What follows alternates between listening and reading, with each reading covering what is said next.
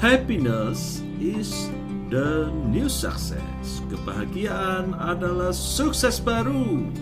Sukses bukanlah mencapai kekayaan, jabatan tinggi, popularitas, atau kehebatan lainnya, tetapi hidupnya tidak bahagia. Yuk, ngobrolin bareng, menemukan cara bahagia untuk mencapai sukses tersebut di acara Ngobrolin, postingan Instagram yang ada di 8 Roda Kehidupan dan Inspirasi Hidup Bahagia.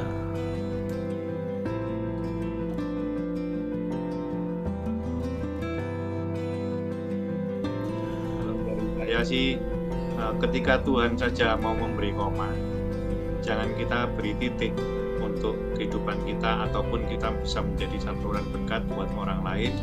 Tuhan mau kita membagikan koma-koma yang ada.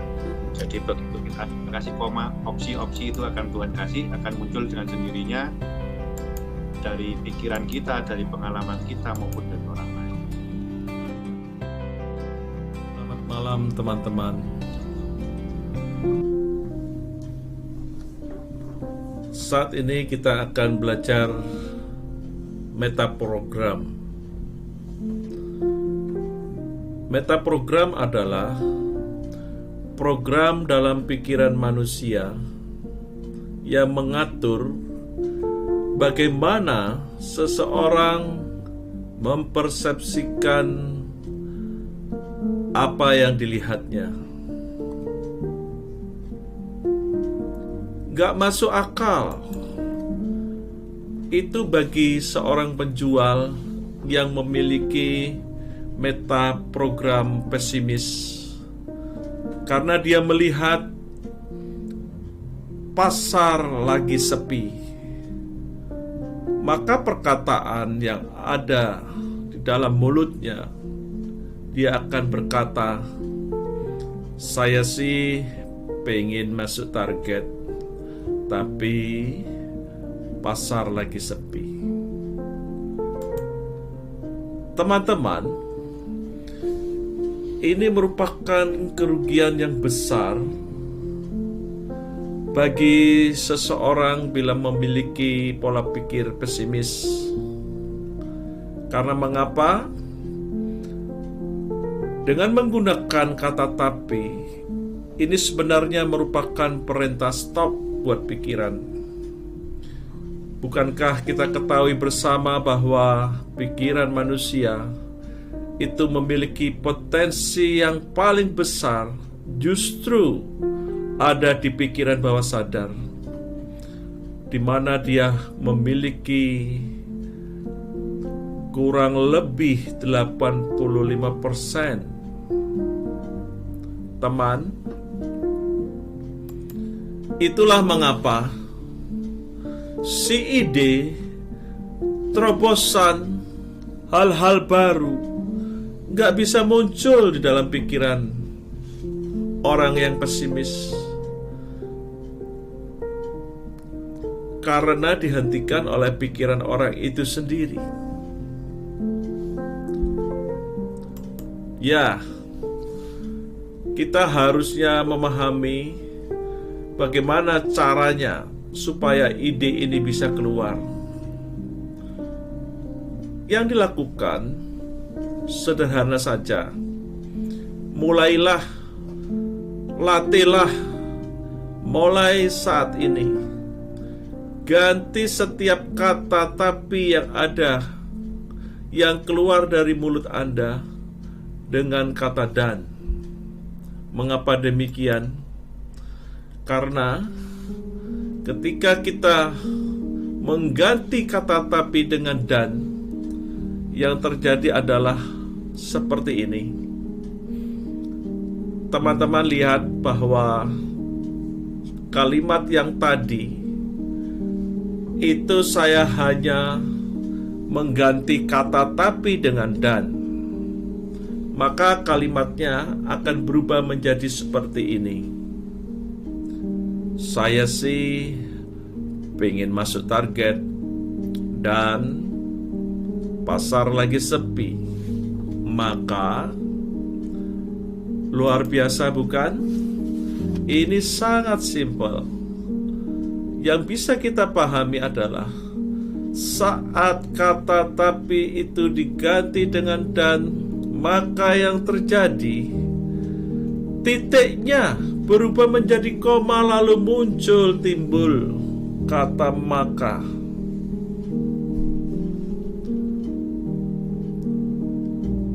Apa saja yang ada di pikiran bawah sadar Anda akan keluar.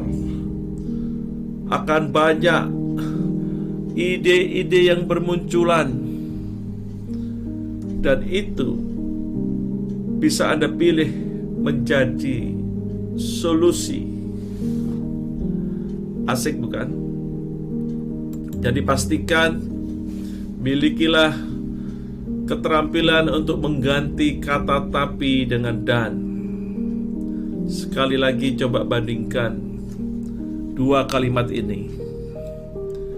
Saya sih pengen masuk target, tapi pasar lagi sepi. Kata si pesimis. Tapi bagi orang yang optimis, dia akan berkata, saya sih pengen masuk target dan pasar lagi sepi. Maka saya akan mencoba hal-hal baru. Saya akan mencoba bekerja lebih keras lagi. Saya akan belajar banyak hal lagi. Dan apa saja yang penting, tujuan yang saya inginkan akan terwujud. Terima kasih. Selamat malam. Malam Pak Roni, apa kabar? Baik, puji Tuhan. Sehat ya Pak di situasi pandemi seperti ini? Sehat luar biasa. Nah, mantap.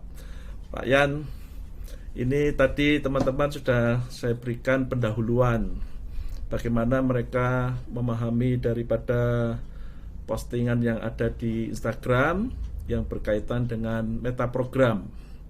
Tadi saya mengatakan bahwa metaprogram itu sebenarnya adalah program dalam pikiran manusia yang mengatur bagaimana seseorang itu mempersepsikan apa yang dilihatnya, sehingga timbullah ada orang yang pesimis dan ada orang yang optimis. Nah, kemudian saya tertarik juga, tempo hari Pak Yan juga komen ya di Instagram saya, wah ya harus bongkar pola pikir. Bongkar pola pikir yang waktu itu Pak Yan menyampaikan bahwa ini ya, bongkar pola pikir yang sampai kita bisa berkata yes I can. Yes I can. Wah, saya pasti bisa. Nah, ini teman-teman pengen tahu nih Pak Yan, gimana nih kira-kira triknya ya, tipsnya supaya Pak Yan bisa membagikan pengalamannya mengganti perkataan pesimis yang tapi itu dengan dan. Tapi sebelumnya Pak, supaya teman-teman paham, katanya kan tak kenal tak sayang Pak Yan. Ya, saya berikan waktu Pak Yan mungkin bisa sedikit menginformasikan apa, memperkenalkan dirilah Pak Yan, kurang lebih begitu. Silakan Pak Yan. Ya, nama saya Yan Kristanto, biasa dipanggil dengan Yan. Domisili di Surabaya, istri 1, anak 2, tidak boleh dibalik. Iya benar ya. Satu anak 1 boleh balik, sekarang anak sudah 2. Iya. Itu hal penting ya Pak ya. Dan besar distribusi consumer goods. Ya. Sudah kalau dihitung-hitung berapa tahun ya Pak di dunia penjualan? Join lagi terakhir, saya orang baru sih Pak, mulai dari akhir 2010. Jadi 2010. Kurang lebih 10 tahun ya. 10 tahun. Belum masuk ke 11 tahun. 11 tahun. Berarti cukup banyak ya pengalamannya Pak Yan ya. Sampai di posisi sekarang. Kalau ditarik mundur di penjualan ya mulai tahun 99 sebetulnya. 99. Nah, Ya. itulah teman-teman. Ayo kita kulik bareng-bareng. Teman-teman bisa bertanya lewat chat ya. Atau kalau nanti ada yang mau gabung bisa juga. Saya persilakan kepada Pak Yan untuk waktunya diambil. Silakan membagi ilmunya ini Pak Yan. Silakan Jadi Pak Yan. saya tertarik dengan ngobrolin postingan Instagram dari Inspirasi Hidup Bahagia. Ya. Jadi waktu itu Pak Roni ada posting di Inspirasi Hidup Bahagia mengatakan bahwasanya saya ingin masuk target, tapi pasar lagi sepi. Ya. Nah, makanya kan di situ hindari kata tapi, tapinya kita ganti dengan dan. Ya. Jadinya saya ingin masuk target dan pasar lagi sepi. Nah, kalau ngomong begitu keluarlah yang namanya titik menjadi koma. Ya. Ketika muncul koma, maka yang keluar adalah maka. Pasar lagi sepi, maka nah saya harus ini. Jadi keluar ide-idenya, listnya. Karena kata tapi itu menjadi mindset blocking. Jadi yang kita awalnya harus punya ide, dengan munculnya tapi malah tidak keluar ide sama sekali. Itu sudah perintah untuk stop mikir. Betul. Jadi begitu kita ganti menjadi dan, maka keluar koma dan keluar maka. Sama seperti yang sharingnya pendeta yang baru meninggal tempoh hari di usia muda itu kena badai sitokin. Oh, oke. Kalau Tuhan mau kasih koma, jangan kasih titik. Ketika orang lain mau kasih titik, tapi Tuhan mau kasih koma. Itu artinya Pak. Jadi banyak orang-orang berbisnis memang di masa-masa pandemi itu mengalami masa-masa sulit. Ya. Sulit apapun kalau kita punya tapi dihilangkan jadinya menjadi dan keluar maka akan keluar banyak ide kok Pak sebetulnya. Tidak ada target yang misalkan kita bekerja di perusahaan distribusi diberi target oleh atasan. Tidak ada yang namanya target itu terlalu besar. Karena mereka di atas sana pasti memikirkan dengan baik target yang lumrah untuk bulan depan ini sebagaimana. Kan isinya orang-orang pintar tuh di atas, pasti mempunyai pemikiran angka-angka tersendiri. Nah, angka itu yang kita breakdown. Kalau kita punya perusahaan distribusi kan memang punya customer yang jelas, betul, punya pasar yang jelas, ceruk pasar yang jelas. Jadi tidak ada yang namanya target itu berat. Jujur tidak ada yang namanya target itu berat kalau kita punya mindset koma itu tadi, Pak Roni. Bisa saya contohkan misalnya ada produk A, slow moving sekali produk A. Saya ditarget 8 dos ini Pak misalnya. Saya harus jual 8 dos ini 1 bulan ini.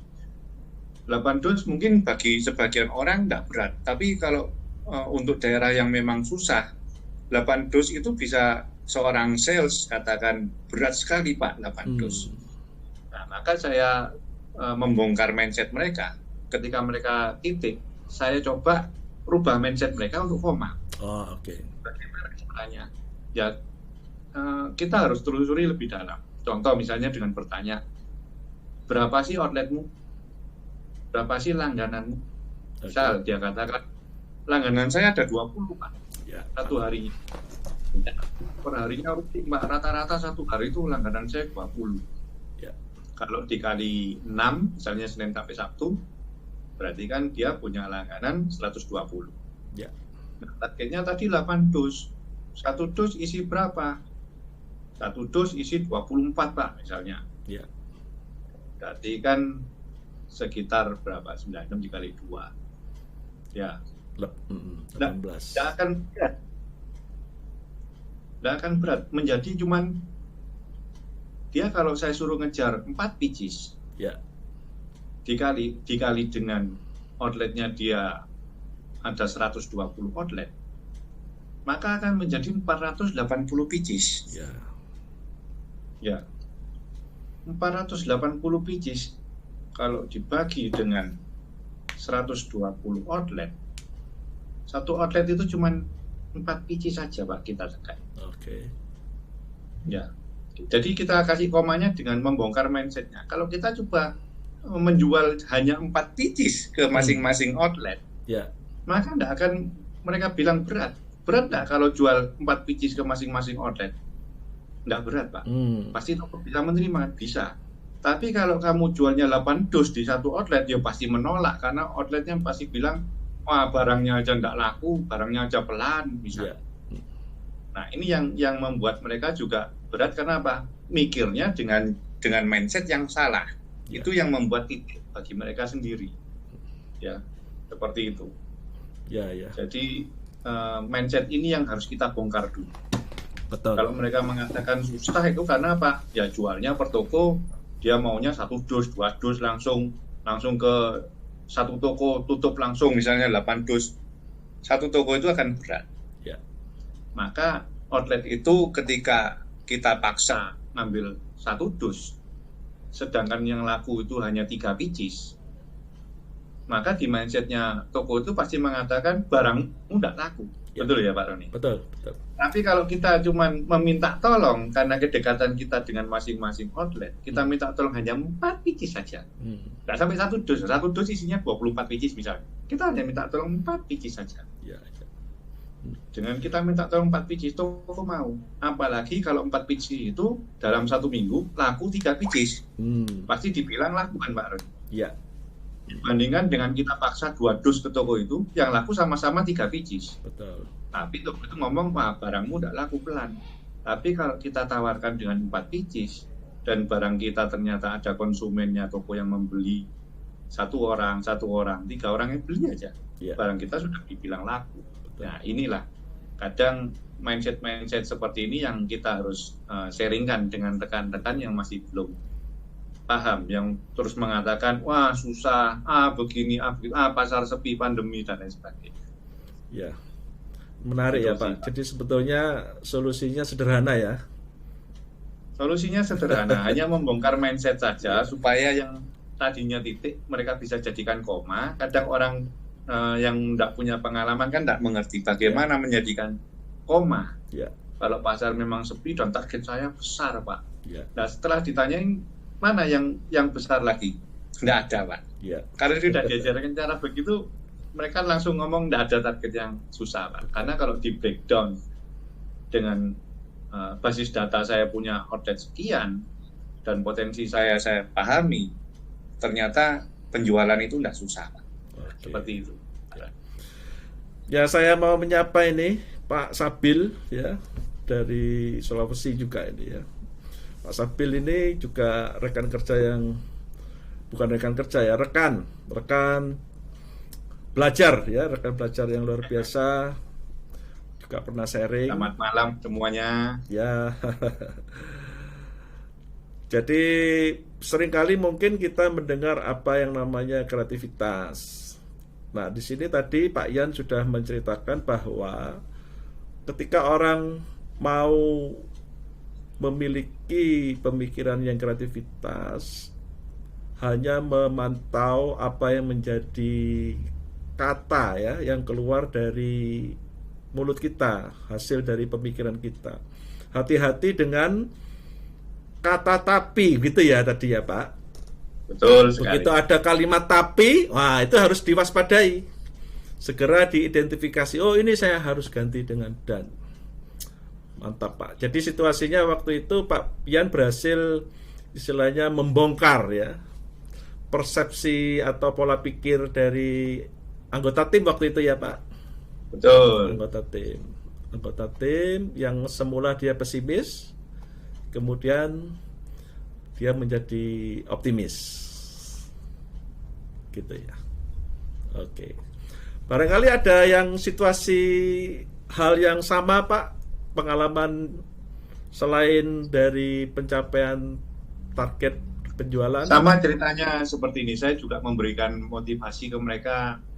Kebetulan di ruang sales itu ada jendela. Ya. Jadi jendelanya itu bentuknya ada 2 Pak. Yang bagian bawah itu kaca nako, ya. atau orang bagiannya krepia itu. Ya. Yang bagian atasnya itu kaca tertutup, kaca paten. Ya. Nah, jadi saya perhatikan di situ ada seekor lalat. Ya. Yang selalu mati di bagian kaca yang kaca mati, kaca yang di atas itu, yang tertutup. Ya. Tidak ada lubangnya sama sekali. Jadi saya jelaskan ke rekan-rekan sales, kenapa lalat itu mati di kaca yang atas, tidak ada lalat yang mati di kaca nako, sama-sama kondisinya tertutup. Ya. Tapi ternyata kaca nako kan masih ada space kecil, Pak, yang mana lalat itu masih bisa lolos untuk keluar dari ruangan. Oke.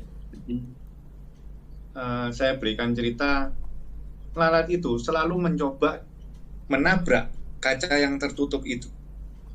Dia tidak mau coba jalan lainnya. Ya. Oh. Ketika satu pintu tertutup, kita balik badan, banyak pintu terbuka di belakang ternyata kan, Pak. Oh, oke. Nah, sampai akhirnya sore harinya mati. Artinya apa? Ketika kita ingin hasil yang berbeda, jangan mencoba cara-cara lama kita yang hasilnya itu aja. Oh. Cara-cara lama yang memang terbukti nyata hasilnya tidak capai target dan lain sebagainya, target kehidupan dan lain sebagainya, bukan hanya di pekerjaan ya. Kalau kepingin hasil yang berbeda, gunakanlah cara-cara yang berbeda, cara-cara yang belum kita coba sebelumnya. Oh. Siapa tahu di situ ada jalan keluar. Sama seperti itu. Ketika dia berpindah ke kaca nako, ada jalan celah keluar, dia bisa hidup akhirnya.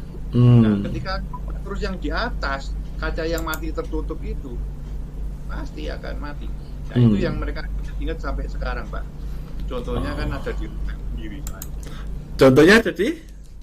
Ada di ruangan mereka sendiri kan. Oh, iya. Oh, berarti Pak Yan ini jeli ya. Ya. Ada sesuatu yang terjadi di ruangan tersebut lalu dijadikan pembelajaran ya. Ya, jadi motivasi malah. Ada motivasi. Ya. Apakah waktu saya suruh mereka pakai cara-cara yang berbeda, jangan pakai cara yang sama. Misalnya ngedrop barang terlalu banyak di satu toko. Ya. Ya kan jadinya retur dan lain sebagainya, bahkan mindset toko barangnya tidak laku. Oke. Kita kan tidak boleh memikirkan dari segi kita saja, tapi dari segi outlet yang kita rawat juga kita harus pikirkan supaya mindset mereka juga barang kita laku. Ya. Dari barang yang slow moving, mereka menganggapnya bukan slow moving lagi. Apa nggak ada kekhawatiran ya Pak dari mereka ya?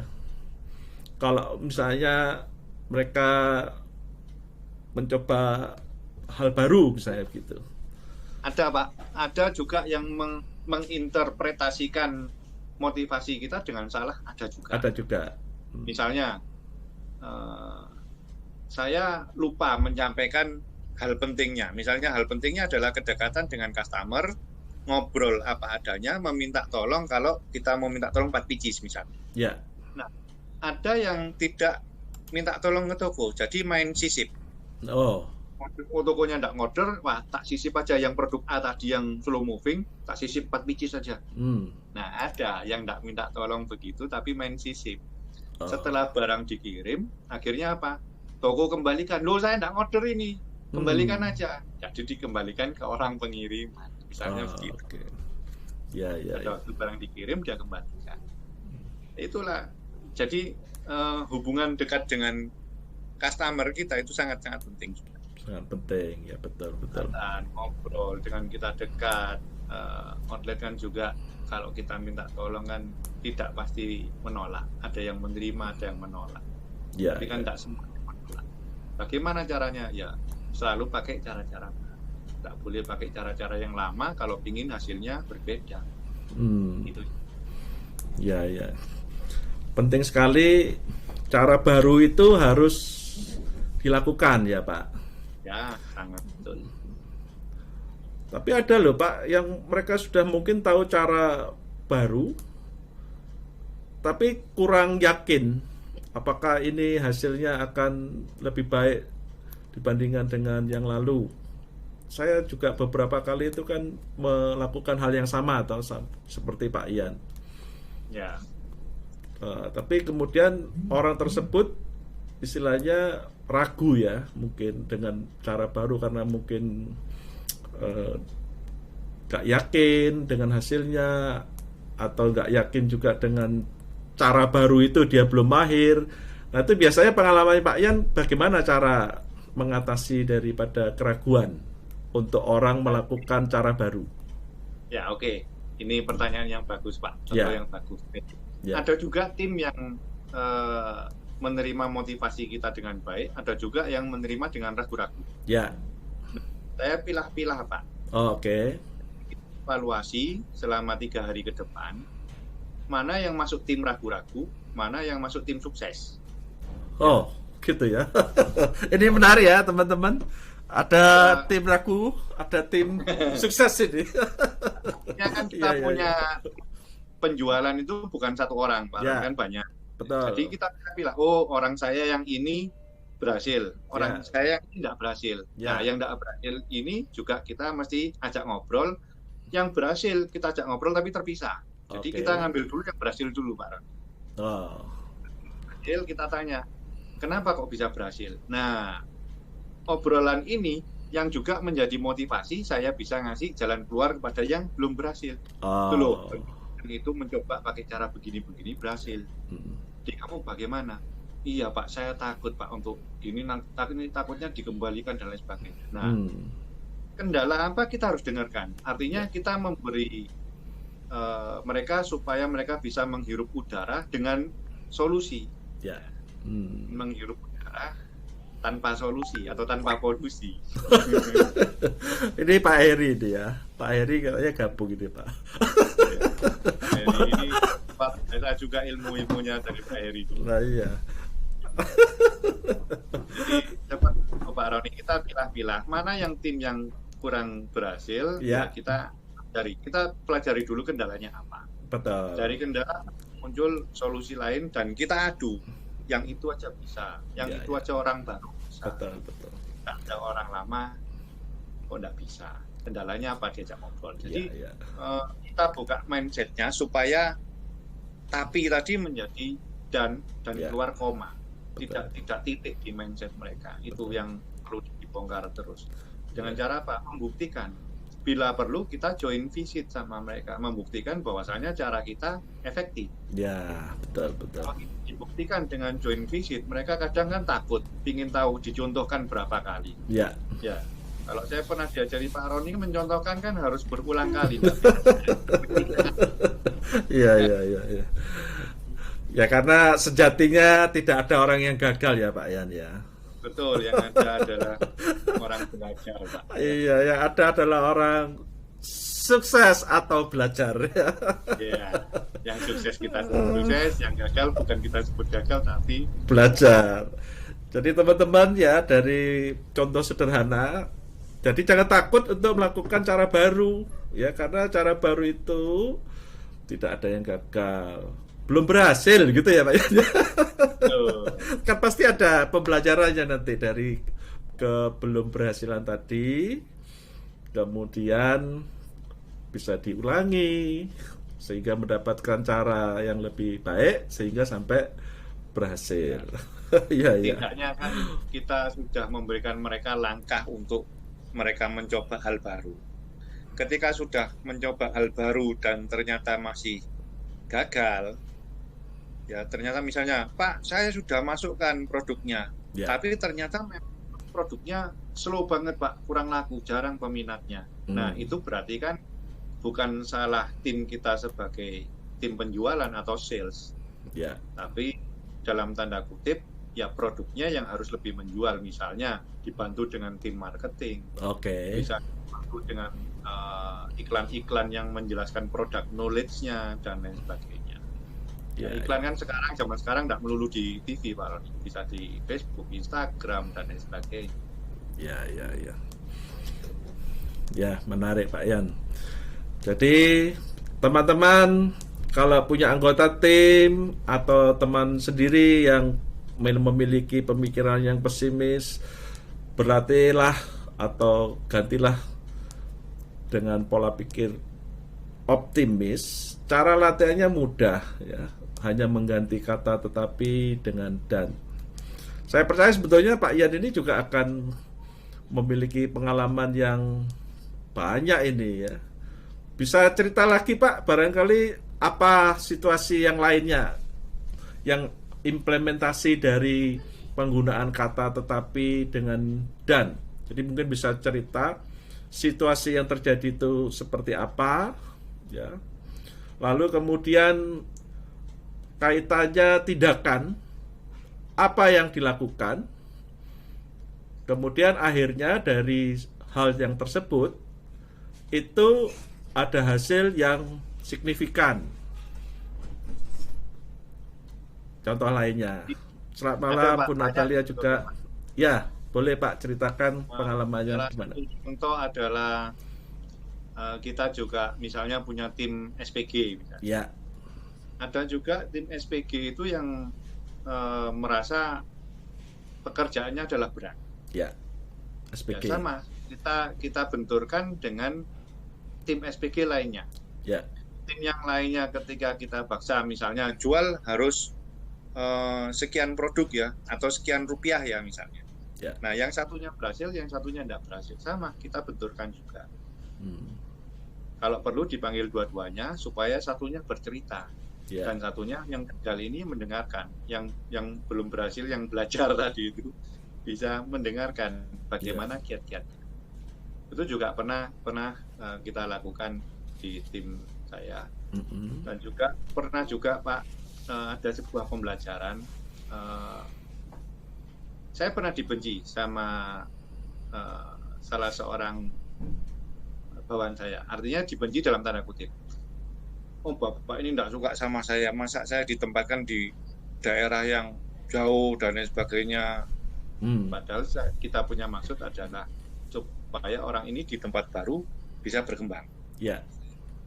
Nah, akhirnya suatu saat dengan kita latih, kan dia punya titik terus tidak ada komanya. Okay. Kita latih untuk membuat titik menjadi koma, sampai dia waktu itu dia tidak pernah lupa.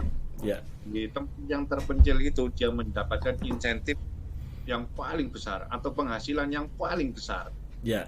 Dari seluruh supervisor misalnya katakanlah. Yeah. Dari seluruh supervisor yang ada. Nah, dari situ dia mulai mengerti, oh ternyata ini toh maksud Bapak menaruh saya di tempat yang tidak enak. Dalam tanda mungkin tidak enak ya. Betul. Nah, zona nyaman dia di kota, terus kita dalam tanda kutip buang ke zona baru, zona yang tidak nyaman bagi dia. Ternyata zona yang dia pikir tidak nyaman ini adalah zona nyaman yang baru sebetulnya bagi dia. Dan pengalaman ini bisa di-share ke tim-tim yang lainnya, Pak, menjadi motivasi untuk tim yang lainnya, supaya yang mana mereka banyak mulai berpikiran pasar sepi, ya. Saya ingin masuk target, tapi pasar sepi, Pak. Titik lagi ya. Titik lagi. Koma lagi. Ketika mereka mulai titik, kita koma lagi. Mau tidak mau kita yang membongkar mindset mereka. Iya, iya. Ada juga yang ditaruh di, waduh Pak, saya dibawa orang ini digencet mati-matian, dihajar mati-matian, sampai ke bawah mimpi pun orang itu, Pak. Oh ya, oke.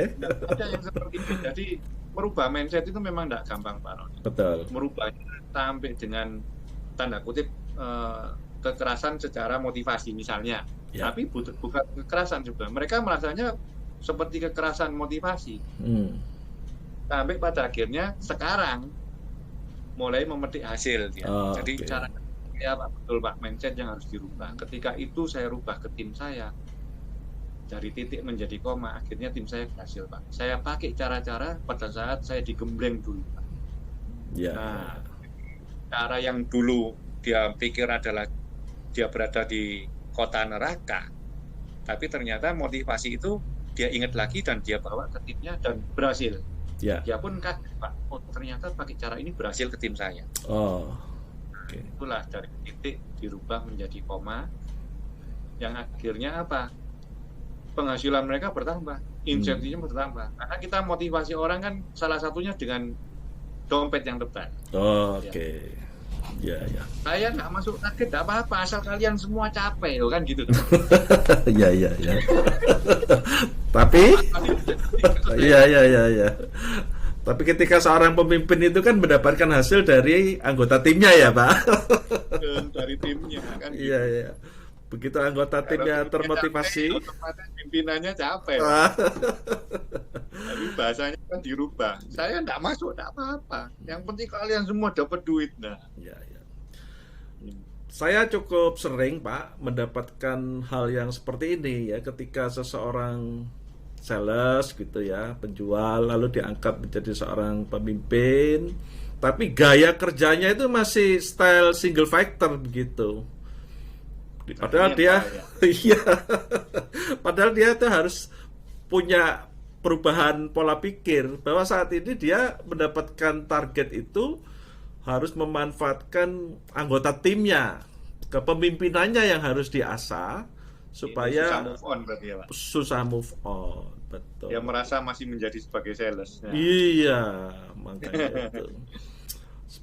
Ya, saya ingat Pak, ada kaitannya dengan potensi pikiran bawah sadar, Pak Yan. Yang saya pernah tahu baca itu, pikiran bawah sadar itu kan memiliki potensi itu 88%. Sedangkan pikiran sadar itu 12%. Sedangkan yang disebut dengan pola pikir ini kan sebetulnya ada di dalam pikiran bawah sadar. Yang disebut dengan kebiasaan, yang disebut dengan karakter, itu kan di pikiran bawah sadar. Ya. Nah, lalu ada yang menyampaikan begini, saya nggak tahu Pak Ian ini setuju atau tidak, lalu punyakah pengalaman yang bisa dibagikan, bahwa ketika misalnya Pak, kita punya sesuatu ya, hal yang menjadi masalah belum terpecahkan oleh pikiran sadar kita.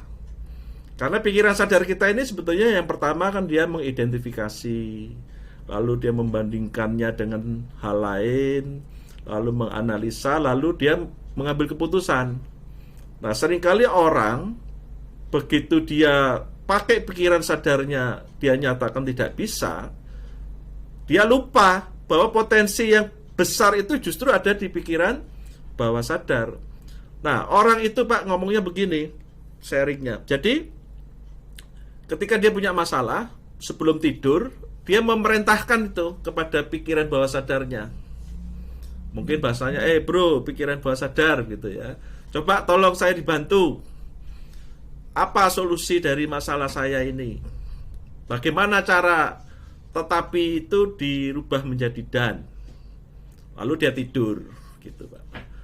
Memang kalau pikiran bawah sadar meskipun kita tidur kan dia tetap jalan toh Pak ya. Besoknya bangun tiba mungkin dia mandi, pas apa sarapan, lalu timbul ini ya ternyata solusinya gitu. Gimana bagi pengalaman Pak Yan? Kira-kira bisakah kita memanfaatkan pikiran bawah sadar untuk membantu pemikiran kita merubah tetapi dengan dan tadi itu? Pernah Pak. Jadi waktu saya kuliah sebetulnya ini. Ya. Jadi waktu tubuh jasmani kita capek Pak. Ya. Itu memang kadang pikiran kita itu titik terus isinya. Oke. Karena capek mau tidur. Nah, ketika saya mengerjakan bahasa pemrograman, kan saya kuliahnya di IT kebetulan dulu. Oke. Ada error terus compile error. Jadi saya harus menemukan errornya bagaimana, solusinya harus pakai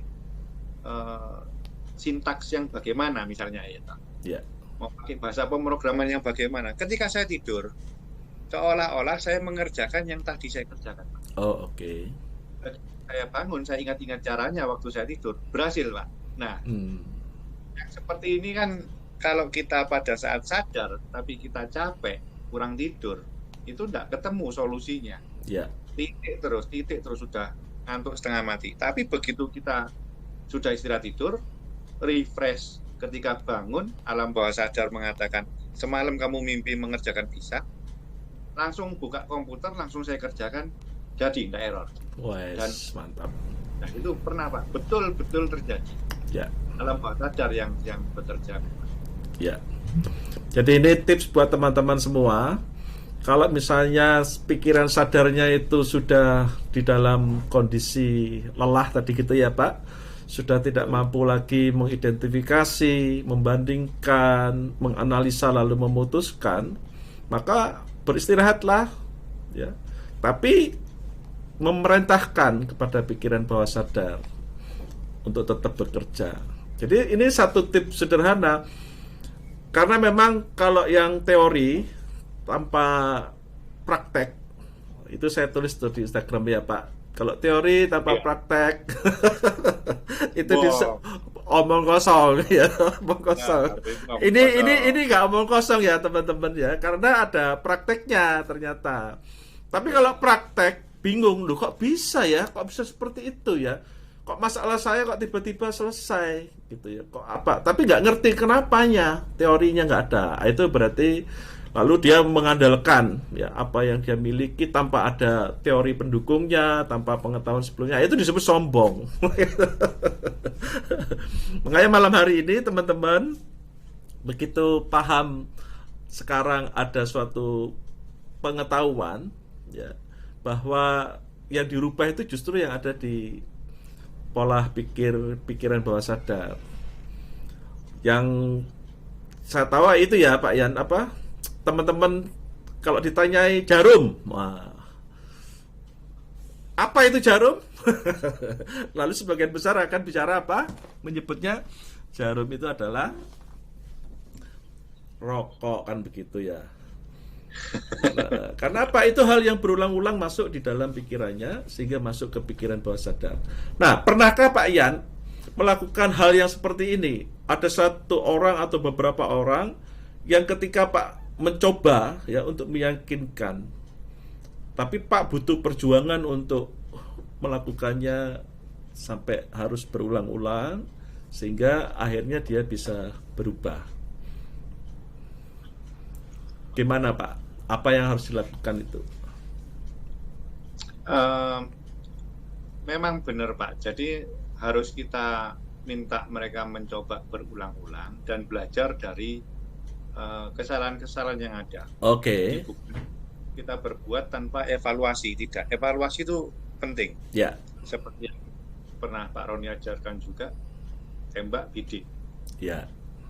Jadi kita harus evaluasi. Yang kita tembak barusan meleset atau enggak. Jadi kan kita bidik ulang yang benar. Tembak lagi bidik ulang, tembak lagi bidik ulang.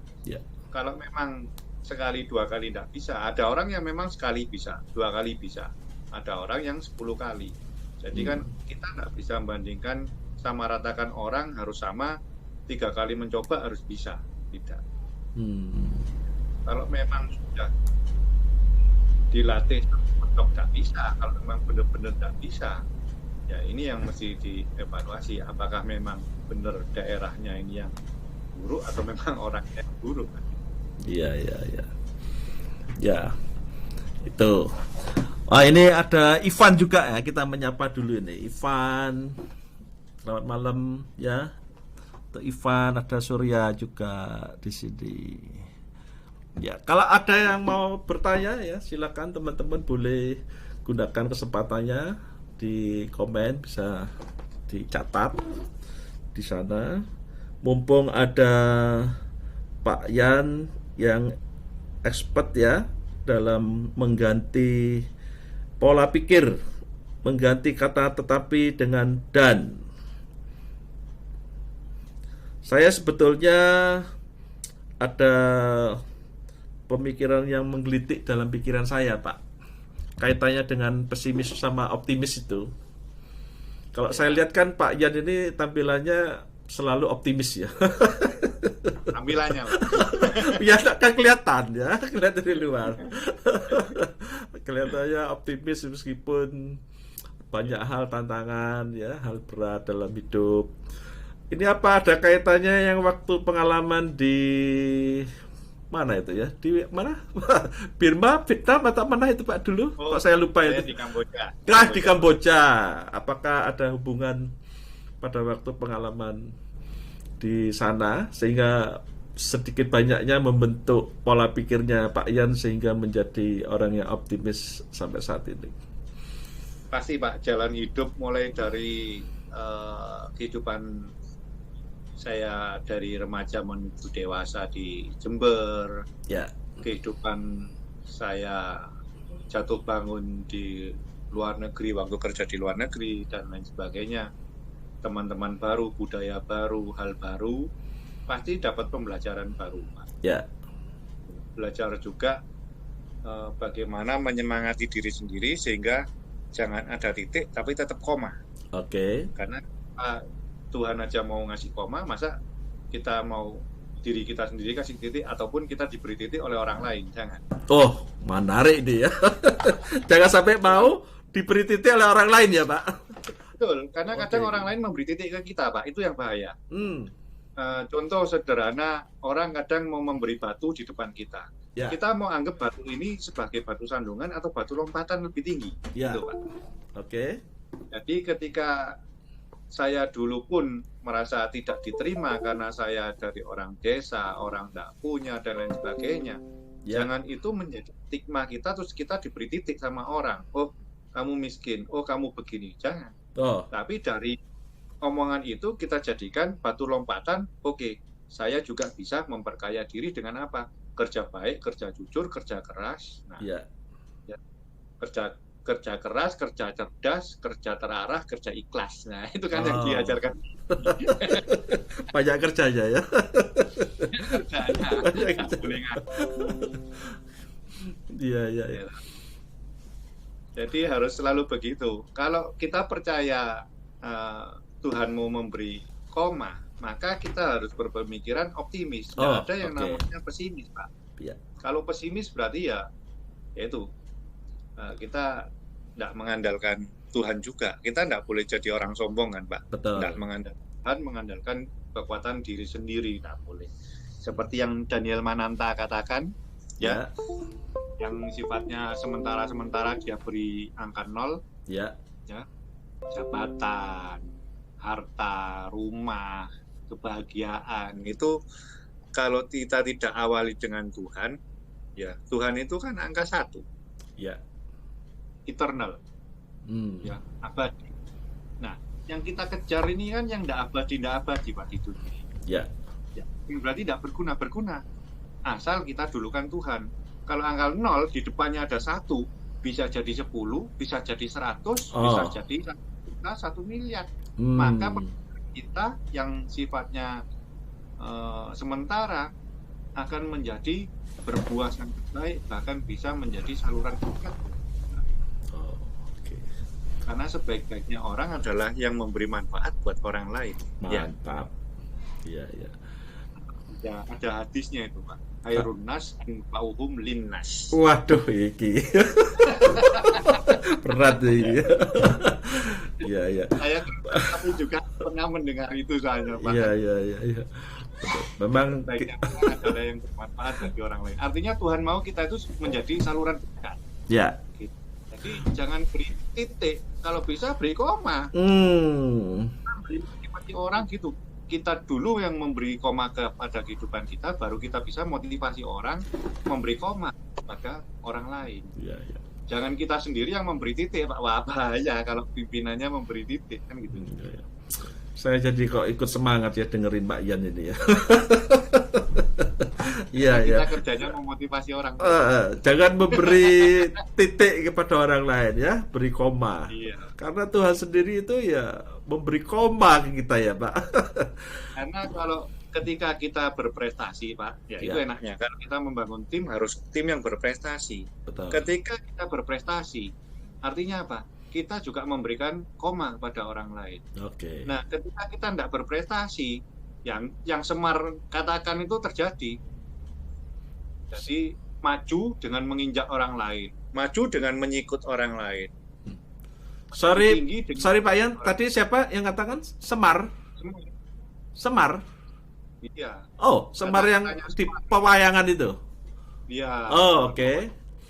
Kan saya pernah, ya tepatnya kata-katanya saya lupa, tapi Ya. artinya jangan sampai kita maju itu dengan ikut orang lain, Oh, oke. nendang orang lain, nginjek orang lain, gitu loh Pak. Oh, iya, mantap.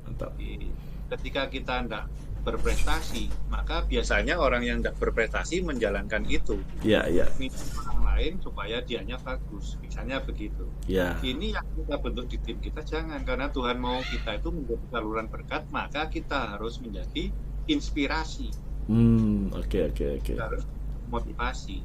Ya, Dengan apa? Pengalaman hidup yang kita punyai, pengalaman menjual yang kita punya, pengalaman. Ya, saya zaman dulu satu hari cuman dapat omset 8 dus saja Pak, pernah itu. Oh, Mencoba produk baru, jualan setengah mati ya, satu hari sudah melewati sungai dan lain sebagainya, naik mobil L300 dapat omset cuma 8 dus. Malu sebetulnya mau pulang ke kantor dengan pengalaman ini. Tapi ini kan pengalaman yang kita bisa jadikan ketika kita nemu titik, kita belajar koma. Belajarnya dari mana? Dari orang lain. Bukan bisa, dari teman sepantaran kita juga bisa. ya.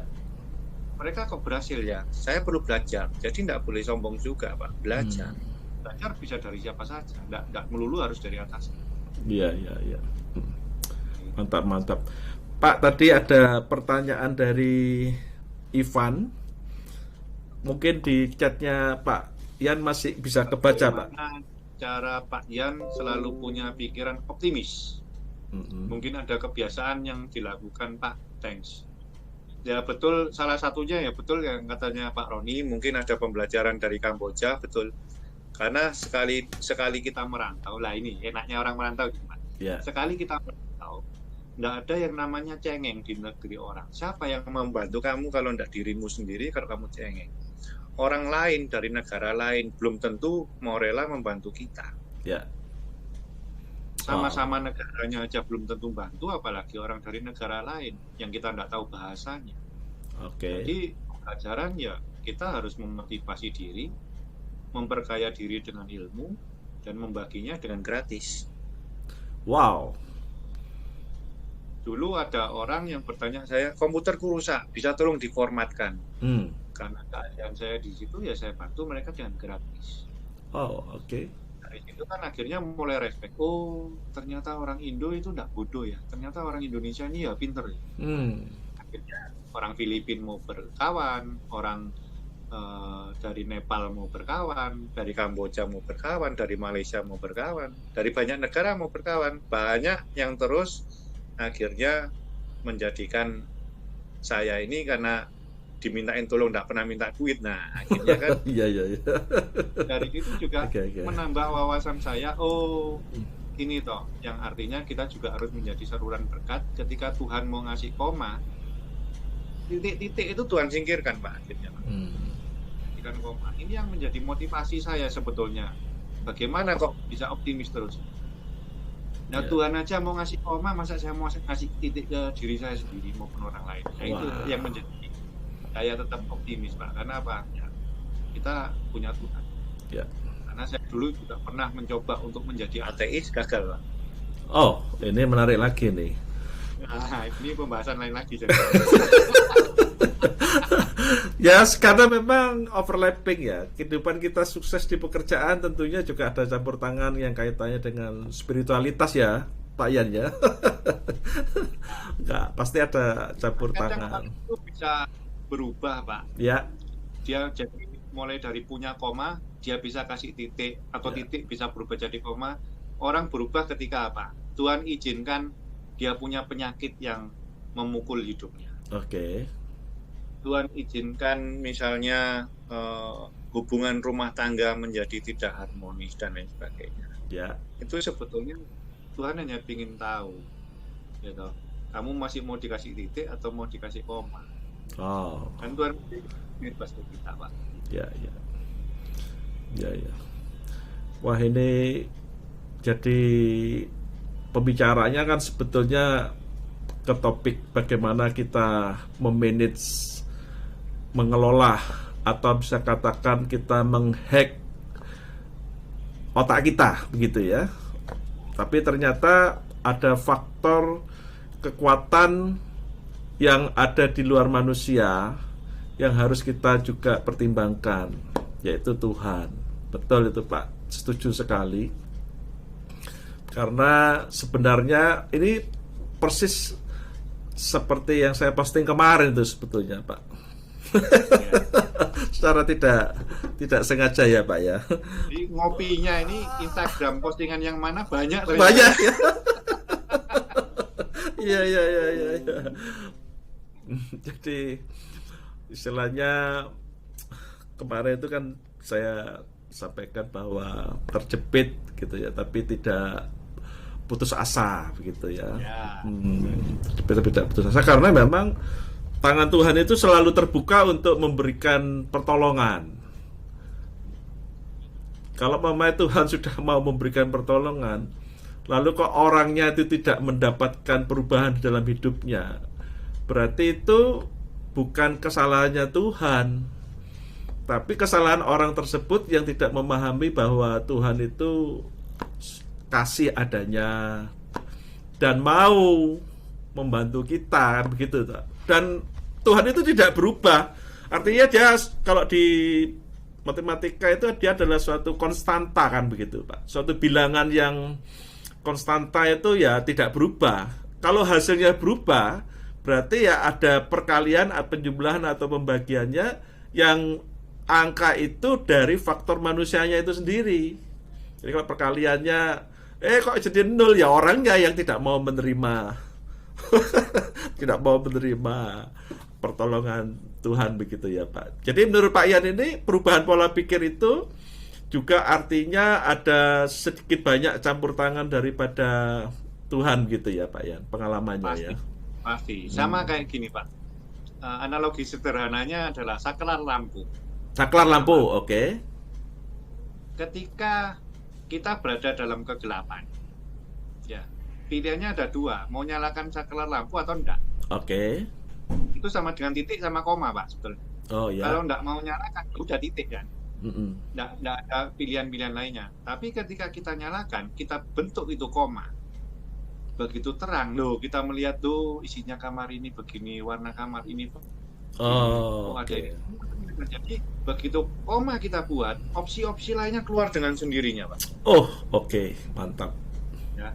Begitu itu kita nyalakan saklarnya, loh pintu sebelah sana, ternyata ketakutan itu hilang dengan sendirinya. Kalau berada di kegelapan terus, berada dalam ketakutan terus. Cuman bisa mikir yang negatif, yang titik tok. Sama dengan penjualan, nggak bisa jualan sudah Pak, yaitu saklar nggak mau kamu hidupkan. Coba kita jadikan koma aja dulu. Nanti baru kita pikirkan opsi-opsi yang keluar. Nah, gitu. Ya. Pasti hambatan, kesulitan pasti. Tapi tetap mindset itu harus koma. Nggak boleh mindsetnya pesimis, harus optimis. Pasti bisa goal. Ya. Karena kalau kita nggak goalkan penjualan kita, orang lain yang akan menguasai penjualan di pasar. Produk yang sama dengan produk kita banyak di luaran. Tergantung bagaimana tim kita merubah mindset kita dan merubah mindsetnya outlet bahwasanya produkmu laku. Oke. Ya. Baik. Jadi intinya dari apa yang disampaikan oleh Pak Yan ini, bahwa ketika kita merubah titik menjadi koma, maka yang namanya ide itu akan bermunculan begitu ya Pak Yan ya. Pasti. Dari ide-ide yang ada itu kemudian dipilih sebagai solusi dari permasalahan yang ada yang dihadapi oleh orang. Dan belajarnya tidak mungkin semalam ya Pak. Belajarnya tidak mungkin semalam. Poinnya di sana. Wah mantap ya. Nggak terasa ini kita sudah mau sampai di 1 jam ini ya Pak. Ya. Nggak salah IG Live ini ada batasannya nggak ya?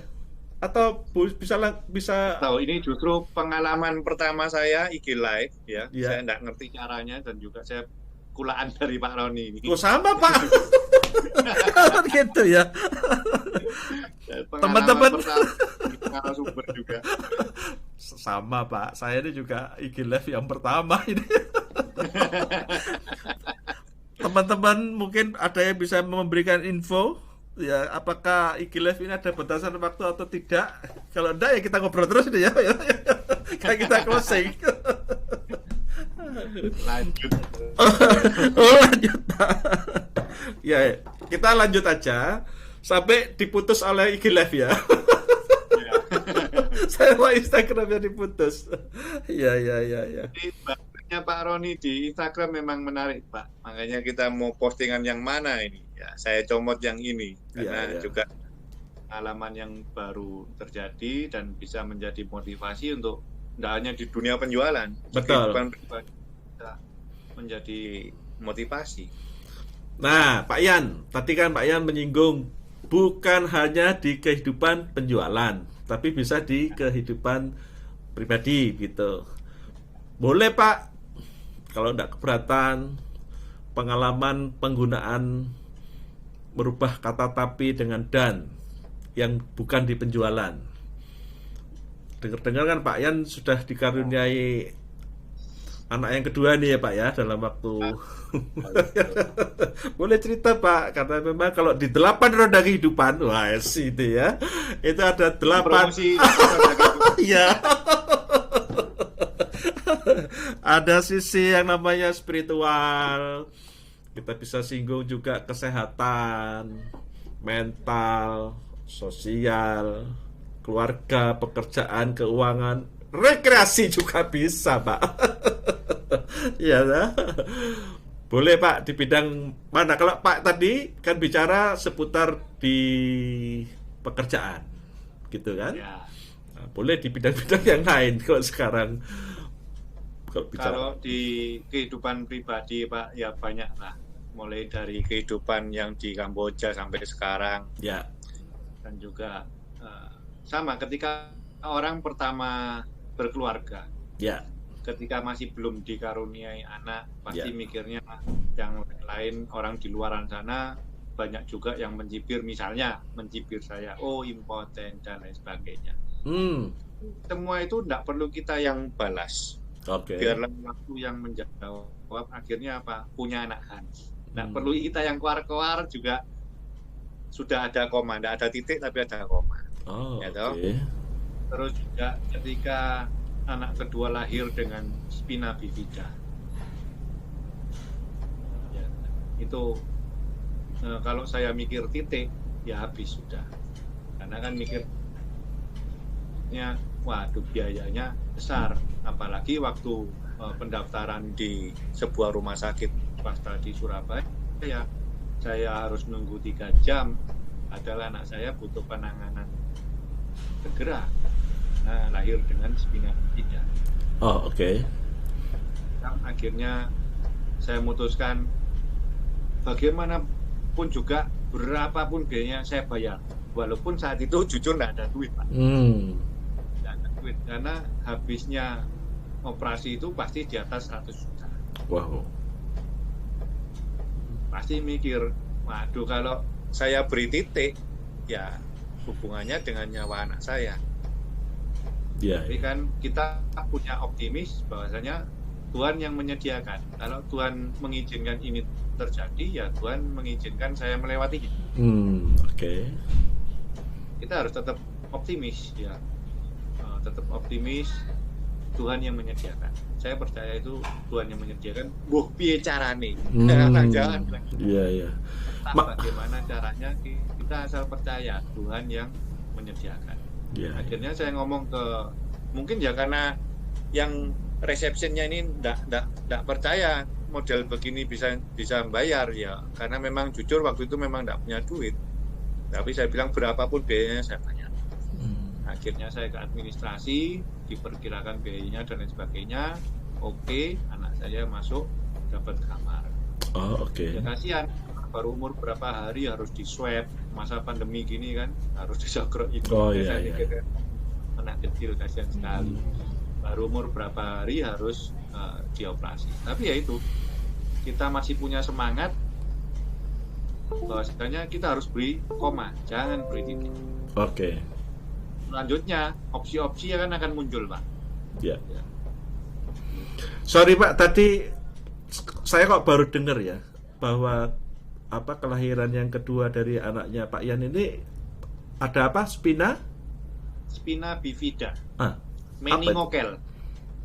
Jadi waktu lahir itu di atas tulang ekornya, atas dikit gitu. Biasanya di punggung bagian bawah gitu, Pak. Ya. Itu ada benjolan yang isinya adalah cairan dari sumsum tulang belakang yang bocor ke situ sehingga membentuk kantong. Oke.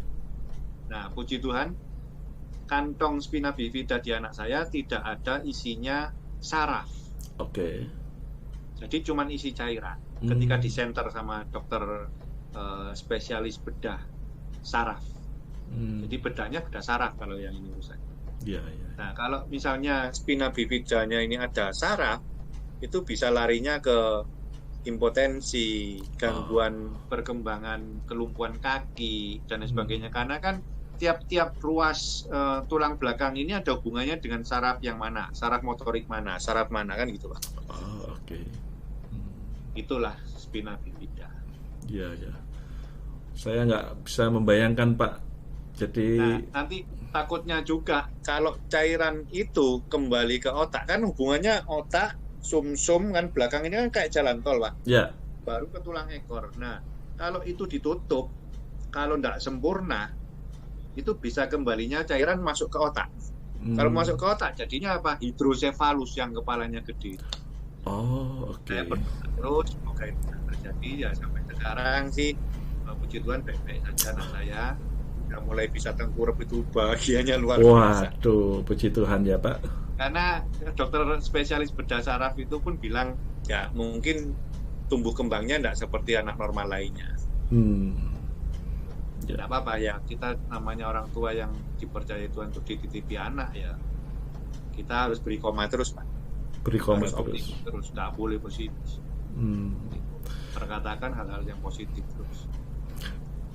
Proses ketika persalinan dari mengetahui bahwa ada hal yang harus disikapi dari kelahiran anaknya Pak Yan yang kedua ini, itu berapa lama, lalu peperangan di dalam pikirannya itu sampai seberapa ruwet gitu mungkin gitu ya, Pak ya. Tapi kok bisanya Pak Yan masih, tadi saya dengar, menggarisbawahi bahwa tetap harus optimis gitu dan seterusnya. Itu mungkin boleh cerita, Pak, kiat-kiatnya, tip and triknya. Kalau pengalaman di anak pertama itu saya ingat sekali, kalau sudah mitoni 7 bulan itu dokter harusnya menyarankan USG yang 4 dimensi, Pak. Oh, jadi ketahuannya ada berapa, hidungnya mancung apa enggak. Oh iya, oke. Itu kan ada. Tapi yang di kedua ini saya tanya, dok ini sudah 7 bulan, 8 bulan, perlu enggak saya USG 4D? Kata dokter, enggak usah, enggak apa-apa. Oh, oke. Nah, mungkin kesalahan saya di situ. Harusnya supaya ketahuan. Memang, Pak, kalau secara teknologi mungkin di Indonesia belum bisa bedah di dalam kandungan ya. Kalau luar negeri sudah bisa, cuman ya resikonya tinggi juga ya. Membedah spina bifida di dalam kandungan. Tapi ya ketahuannya adalah pada saat lahir, Pak. Dokter anak yang manggil orang tuanya, dalam hal ini saya, diberitahu bahwasanya anaknya lahir dengan meningokel. Ada meningokel, spina bifida sama.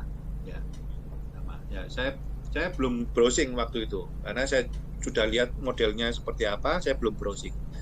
Ketika saya di administrasi salah satu rumah sakit swasta itu yang menunggu keluar biayanya kira-kira berapa, di situ saya browsing, di situ saya menangis. Karena tahu spina bifida itu seperti ini, ya udah. Kalau saya, Pak, menangis cukup sekali. Setelah itu saya tidak boleh sedih. Kenapa? Karena ada hubungan batin dengan si anak. Saya mau anaknya juga berjuang hidup. Karena umur berapa hari harus operasi. Operasi itu harus di anestesi. Anestesi itu pengaruhnya kemana-mana. Tumbuh kembang dia masih bisa melewati operasi, bisa hidup atau mati dan sebagainya. Saya mau dia juga berjuang. Bapaknya juga harus berjuang. Nah, saya juga bilang sama istri saya, sedih cukup sehari, besok saya tidak mau kamu dan saya menangis. Kita harus beri koma. Kita percaya Tuhan beri koma, ya kita harus terima. Oh, mantap. Itu kalau di kehidupan pribadi seperti itu, Pak. Nah, kalau kita kasih titik, ya habis semuanya. Seperti kita tidak mau ngidupin saklar, ya gelap terus sudah, Pak. Oh, oke. Tidak keluar opsi-opsi yang lainnya. Nah, ini belajarnya memang tidak cukup semalam, Pak, untuk memberikan koma di dalam hidup kita. Masalah apapun, banyak orang yang suka mengasih titik, bunuh diri lah dan lain sebagainya. Banyak loh Pak Roni, seperti yang saya pernah. Jadi adversity quotient itu penting sekarang ini. Bukan hanya IQ, EQ, SQ, tapi apa adversity ya Pak Roni? Betul. Adversity quotient itu penting. Jadi orang ini tangguh. Anak milenial sekarang ini harus tangguh menghadapi hidup, permasalahan hidup. Jangan kasih titik, maunya enak, titik, bunuh diri. No, jangan. Harus kasih koma. Anak milenial harus berani kasih koma. Ya. Itu kalau saya membayangkan posisinya Pak Yan waktu itu ya, rasanya ya kalau tidak memiliki kesadaran yang sungguh-sungguh, merubah menjadi dan itu gak gampang memang ya Pak ya, dari tapi menjadi dan ya. Karena Pak ya, biaya, lalu melihat kemungkinan resiko dari penyakit tersebut, lalu bagaimana mengatasi keresahan daripada si istri ya, pasti ya juga ya Pak ya. Nah itu enaknya berkeluarga gitu Pak. Oh oke. Jadi yang mikir bukan satu orang saya saja Ya. Yang mikir 2 orang. Besok kita mau ngutang kemana? Tewas serius Pak. Ini guyonan. Kita kan punya solusi jadi berdua. Ketika saya down, istri saya memberi kekuatan. Oke, saling mengisi ya. Yang namanya utangan yang membuat kita semangat bekerja, Pak ya. Iya. Oh ya Pak. Masukan tambahan dan sebagainya. Ini saya mau menyapa juga yang masuk. Ini ada Akram ini Pak ya. Nah, ini Akram juga salah satu yang merasakan titik menjadi koma, Pak. Betul. Boleh komen gitu. Pak Akram. Oh, Akram, silakan komen. Salah satu yang saya ceritakan juga adalah Pak Akram tadi nih, Pak. Oh iya dong. Oh iya. Saya juga saya lihat ada dari kehidupan yang sampai ke alam bawah sadar terbawa di mimpi ya. Saya lihat juga ada Felix di sini ya. Ada C. Siska, wah ini saya ini belajar banyak sama C. Siska ini Pak. Ya C. Siska ini ya. Ada lunya soalnya Pak, jadi hidupnya penuh cinta Pak. Iya. Iya. Saya masih kepo itu loh Pak.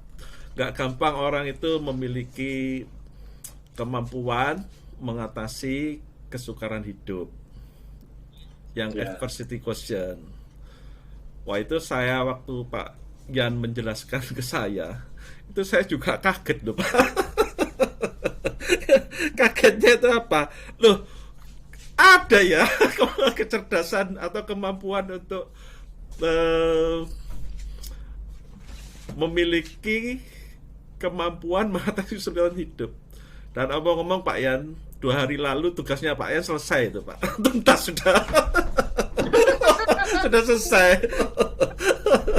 Iya. Baik Pak Yan, ini apa yang sudah kita komunikasikan ini sudah lewat lebih dari 60 menit loh ini Pak ya. Nggak kerasa ya kita ya bicara ini ya, Pak. Khusus untuk inspirasi hidup bahagia IG Live lebih dari 1 jam. Iya. Alias sama-sama nggak tahunya kita ini.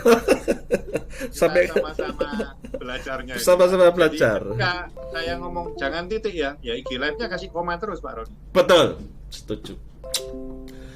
Ya ini sebetulnya tadi yang di awal Pak Yan ngomong, yaitu harus ada cara baru yang kita tidak boleh ragu untuk mencoba. Ini kan termasuk cara baru yang belum pernah kita coba Pak Yan. Memberikan pembelajaran lewat IG Live, dan ini hal yang pertama kali buat kita berdua. Tapi sebenarnya kenapa kok kita berani melakukannya? Ya karena hal itu teman-teman semua ya, bahwa satu, Pak Yan tadi menandaskan bahwa kalau ingin mendapatkan hasil yang beda, jangan harap lewat cara yang sama, begitu ya Pak Yan ya. Betul. Kalau menginginkan hasil yang beda, pakailah cara yang berbeda. Kalau ada Cara yang pernah dipakai sebelumnya. yang belum pernah dipakai sebelumnya, sama Pak Yan, kita belum pernah pakai ini sebelumnya. Ya. Ya benar nih ya. Jadi teman-teman, kita bukan hanya teori ini ya, kita praktek ini dalam hal ini. Kalau ada keraguan atau ketakutan untuk melakukan cara baru, itu harus dilawan. Ya, dilawan. Dengan pemahaman apa? Pemahamannya adalah tidak ada yang tidak berhasil. Yang ada hanya sukses atau belajar. Wah, mantap sudah. Kalau begitu jos. Isinya maju terus pantang mundur gitu ya Pak. Maju terus pantang mundur gitu. Ya, baik. Tuh. Siskanya ketawa-ketawa, dia sebetulnya nih kalau gabung boleh loh, mau ikut gabung Instagram Live itu bisa lebih dari 2 loh. Ayo. Mungkin ada gabung. pertanyaan sampai mau tertawa sambil menangis. Siska. Iya, CC1 ini ya. Saya sudah janjian sama dia Pak. Dia akan ngajari saya nanti di ISC, wes, ya toh, di IG Live. Pak Nanda, apanya yang dilanjut Pak Nanda?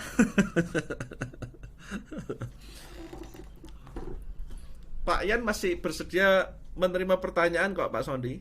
Silakan kalau mau bertanya. Mau tanya titik tertingginya Pak Yan? 180 cm lah. 180 cm. Iya. Oke Pak Yan, kelihatannya harus ditutup dengan satu statement untuk mengakhiri dari pengalaman pertama kita berdua ini Pak. Mungkin silakan Pak Yan. Kapan kita lanjut lagi dengan yang lebih heboh lagi ya toh? Ya. Kalau dari saya sih, ketika Tuhan saja mau memberi koma, jangan kita beri titik untuk kehidupan kita, ataupun kita bisa menjadi saluran berkat buat orang lain. Tuhan mau kita membagikan koma-koma yang ada. Jadi begitu kita kasih koma, opsi-opsi itu akan Tuhan kasih, akan muncul dengan sendirinya dari pikiran kita, dari pengalaman kita maupun dari orang lain. Mantap. Itu teman-teman, jadi akhir dari pembicaraan kita pada malam hari ini, bagaimana kita menyikapi merubah kata tapi dengan dan, supaya pertama pola pikir yang pesimis bisa berubah menjadi optimis, dan kita bisa menyarankan atau mengautosugesti, memberikan suatu pemikiran, membongkar pola pikir sampai kita bisa berkata pada diri sendiri, yes I can, gitu ya Pak Yan ya. Dengan cara sederhana, yaitu mengganti kata tapi dengan dan. Sekali lagi terima kasih banyak Pak Yan atas sharing pada malam hari ini. Saya yakin ya apa begini ya. Saya yakin ini semua pasti memberi manfaat kepada teman-teman semua, dan saya juga secara pribadi mendapatkan hal yang baru. Jangan berikan titik kepada orang lain, karena kita punya Tuhan yang selalu memberikan koma di dalam kehidupan kita. Terima kasih. Selamat malam Pak Yan, juga selamat malam teman-teman. Sampai Terima kasih. ketemu lagi. Gimana? Seru kan obrolannya? Apalagi ya obrolan di acara ngopi berikutnya.